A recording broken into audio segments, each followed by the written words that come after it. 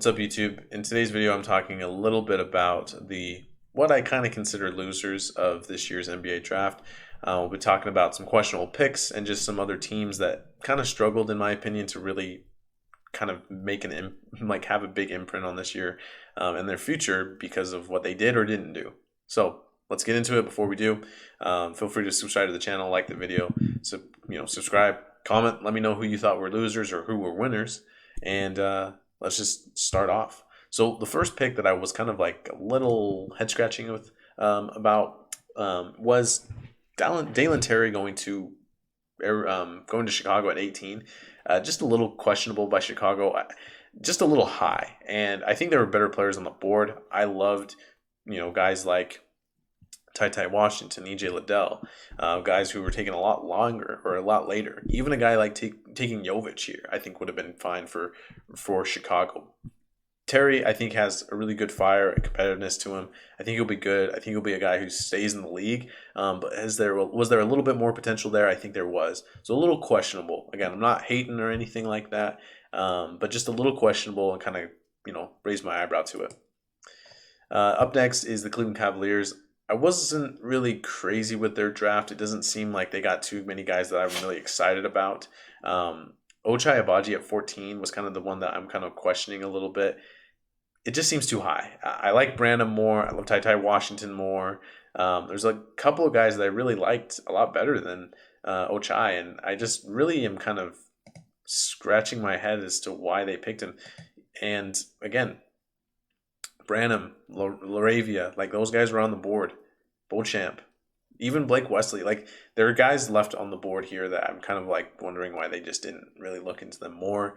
Ochai's good, and I think he'll be a good player in the league, but I just don't know if he has the potential as other guys. And I think that the fit there is also just a little weird. He just has bust kind of written all over him. I'm going to be honest with you. But nonetheless, not crazy about the pick. We'll see if I, am wrong about that. Up next is not a pick. It is a team. The Charlotte Hornets, I thought, did not great in the draft this year. I thought the Hornets did not really satisfy what they needed to in this year's draft. They had Jalen Duren at 13 fall to them. And I thought to myself, what a great match for the Hornets. LaMelo gets this rim runner, this young prospect. They can grow together and really be kind of a dynamic duo in a sense. But they don't do that, and they switch it up and trade him to the Knicks, who later traded him to Detroit. And they later just select Mark Williams 2 picks later. And I'm wondering exactly why that was the motivation. So if you would have we just talked about Ochai Agbaji. If you wanted Ochai Agbaji here, you could have taken him. AJ Griffin still on the board. If you could have walked away with Jalen Duren and AJ Griffin, I don't know. Cleveland didn't pick AJ at 14, so he wasn't going to go at 14. So if you would have walked away with Duren and AJ Griffin, I would have thought that that was as good of a draft as we saw from Detroit, Oklahoma City, San Antonio. Great draft. But they don't do that. They end up trading that 13th pick. And I understand that, you want to get picks in the future and all these things. Just not crazy about it. Mark Williams doesn't have the ceiling that Jalen Duren has. And I just really wonder what the Hornets have done. Last year, they didn't really make great moves, in my opinion, as well. So that's 2 consecutive years where I think that the Hornets have had opportunities to make their team better, and they just haven't. Book Knight, Kai Jones from last year, they never saw the floor this season for the Hornets. I thought Duren and AJ Griffin would, if they would have taken him, but kind of questionable. Again, I'm just wondering the trade and then just not taking the guy who was available. Just really big head scratching moment for me. And then they also traded away Josh Minot, who, on a smaller level, I thought was a good player. And they get Bryce McGowan, who I'm not as high on, but ultimately the Hornets I just thought were really weird moves made by them. Up next is the Nuggets. I just didn't really get the pick of Christian Braun at 21. Again, 21, Beauchamp was available, or Beauchamp. Beauchamp was available. Jovic was available. Patrick Baldwin was available. Ty Washington was available. So, there were players available here. Now, I wonder if the Nuggets are kind of just saying, we just want a guy who's going to fit in Braun is a good, relatively athletic player who can shoot. And I kind of like the fit there. You can imagine that he'll be spotting up from three with Jokic on the floor if he plays. So like that. I just didn't really like where they picked him. Similarly, and to a lesser degree, Peyton Watson picked at 30 when they got that from Oklahoma City. Kind of just too high for me. Now, again, loads of potential. I think more potential than Braun, or Brown. So I just really wonder exactly what they're doing there. I just realized I totally messed up Christian Brown's name. It's Brown, not Braun. So, hate on me for that. Up next is the Sacramento Kings. Look, it's coming. It's coming. Keegan Murray at number 4 is just not a great selection.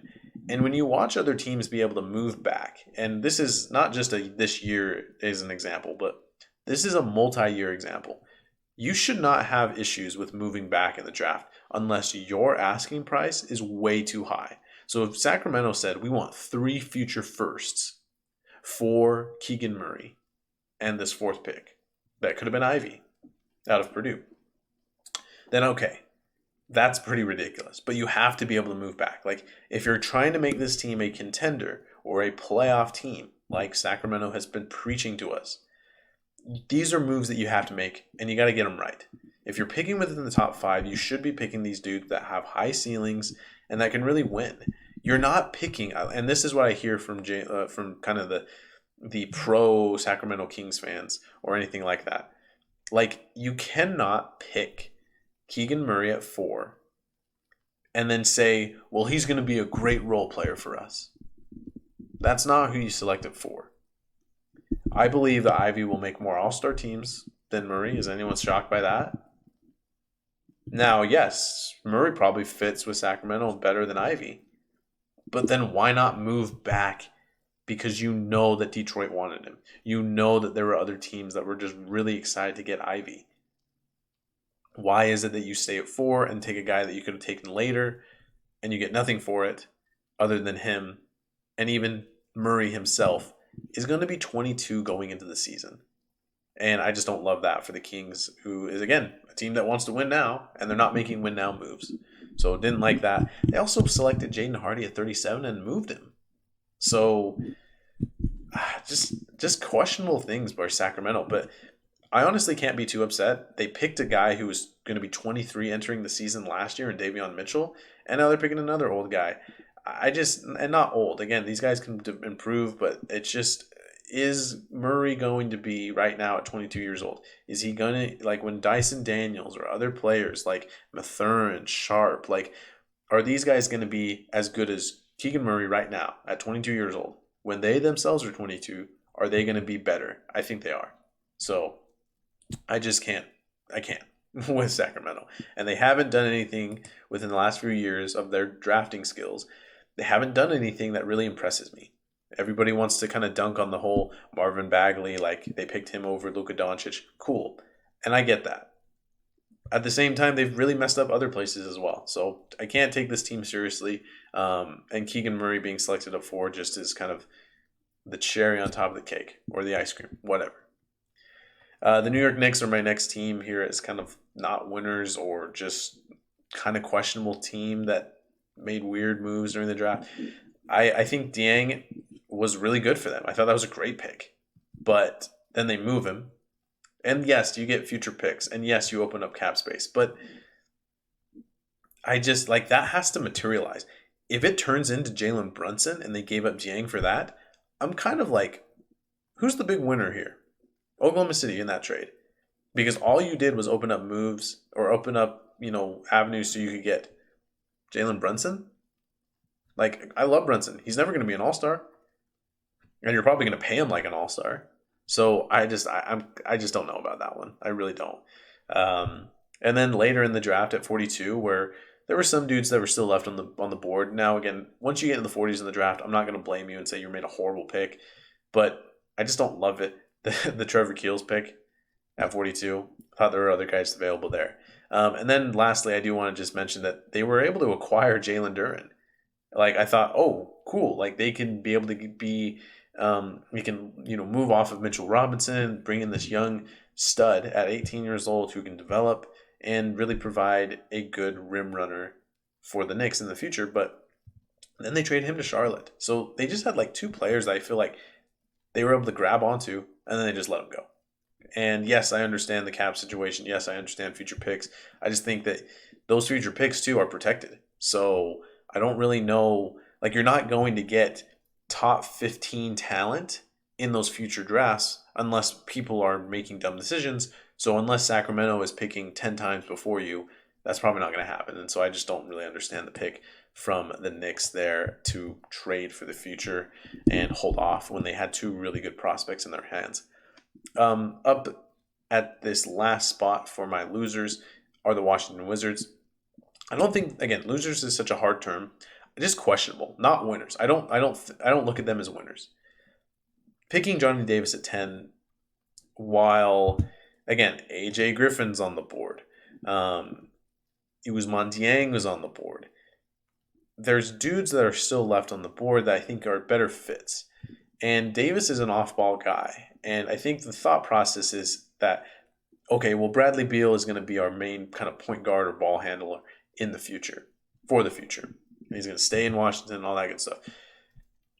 Cool. I just don't really understand the need for Davis because I think he's an inefficient offensive player, and I think he plays defense really well. I just, a little bit head scratching. Again, I would have gone for upside when guys who have really good upside, like I mentioned, AJ Griffin, Ousmane Dieng, like there were dudes available there, and I just don't think that I think it was the wrong decision to go with Johnny Davis, but we'll see. Ultimately, in the end, and we'll see it with all of these guys. These are teams and players and picks I'm just not crazy about right now. Maybe we'll see stuff in Summer League that will change my mind, but for right now, not crazy about it. Last year they picked Corey Kispert, wasn't crazy about that. So we'll see with the Wizards as well. But what do you guys think? Do you guys think that there's better or worse losers, or whatever, however you would say it, or do you think some of these losers are actually winners? Feel free to let me know in the comment section. Subscribe to the channel. We're doing a lot of stuff with the channel. We're going to be doing more off-season videos for every team in the league, so get excited for that. And we'll catch you in the next video.